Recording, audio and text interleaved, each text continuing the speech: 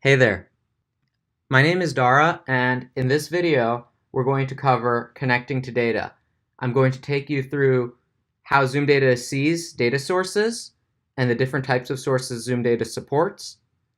Then we're going to look through the process of connecting to a data source, and then I'm going to introduce a hypothetical that's going to become really helpful when we connect to CSV flat files and Impala database in the later videos. So let's get started.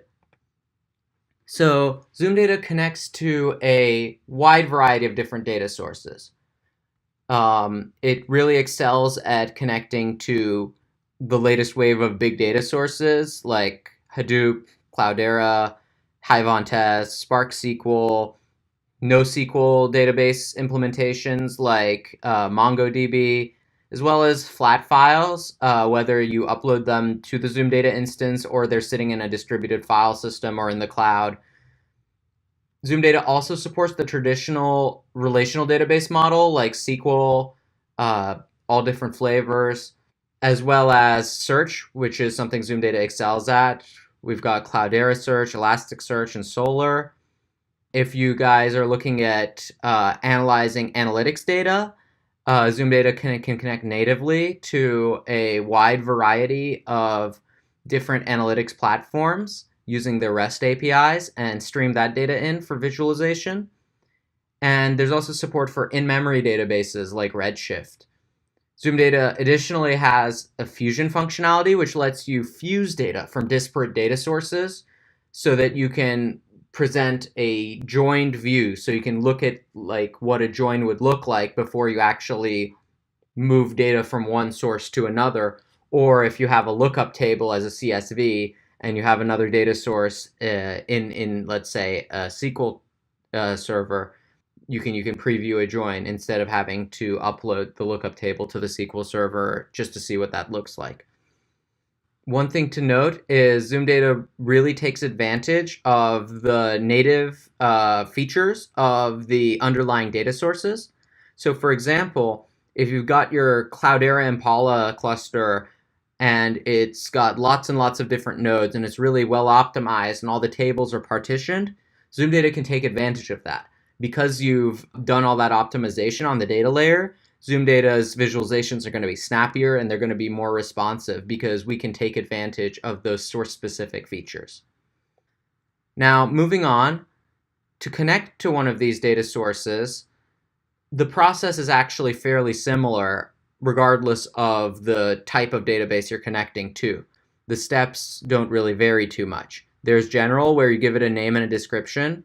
In connection, you can set up a connection to the data, and that entails essentially giving a URL so the Zoom Data instance knows where the database is living, and then also, if necessary, a username and a password so you can log in and authenticate.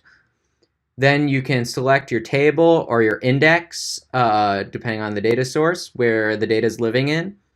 And then once you've done that, you can change field-specific options, and there are a lot of those, like you can change the types of fields, you can change the labels that Zoom Data gives them. If your data source is updated periodically or in real time, you can use the data refresh scheduler to set up a data refresh schedule. For example, if you get new sales data delivered to your database every hour on the hour, Zoom Data can refresh the data every hour on the hour as well, so that your data never gets stale. And finally, this last step here lets you set chart options and defaults. And what that means is essentially you can set up default options for different charts, and you can enable and disable charts for specific data sources, which can be especially useful if you have custom visualizations that are specific to one or two data sources. Now, one thing to keep in mind is not all connectors have these exact steps. For example, if you're uploading a CSV flat file, you're going to have different steps because you're not going to be connecting to a database or selecting a table. Instead, you'll have file path where you actually upload your file. Moving on, so in the future videos, we're going to be looking at a data set from the FAA around flights and flight delays. And to give you an idea of why someone in the real world might want to connect to this data and analyze it and visualize it, we've prepared a hypothetical scenario that's going to kind of give some context and some clarity to the exercises that we're going to be working on later on in this course. So with that in mind, I'd like to introduce you all to Acme Global Incorporated, the #1 provider of data and analytics for air traffic data. So for these exercises, we're acting on behalf of this hypothetical company. And the structure is set up so that Acme Global's clients are international governments and their subsidiaries. And so these governments will give us access to their flight data. For example, the FAA has given us access to this flight data. And then in turn, we deliver countrywide analytics to their stakeholders. So we can provide self-serve analytics per airport and per airline carrier, and we can do some analysis as well.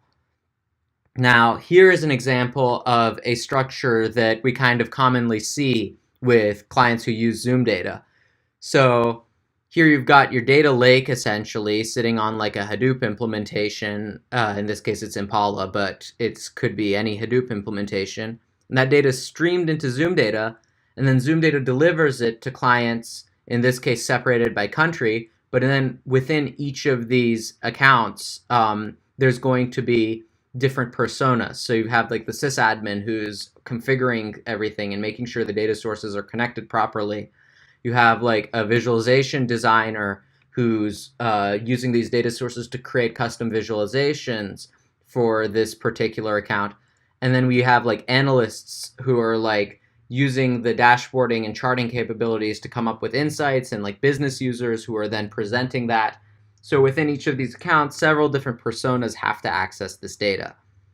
So this kind of gives you an idea of why it might be useful and how we're going to connect to this FAA data set. So that's what's going to happen in the next training video, and I will see you guys then.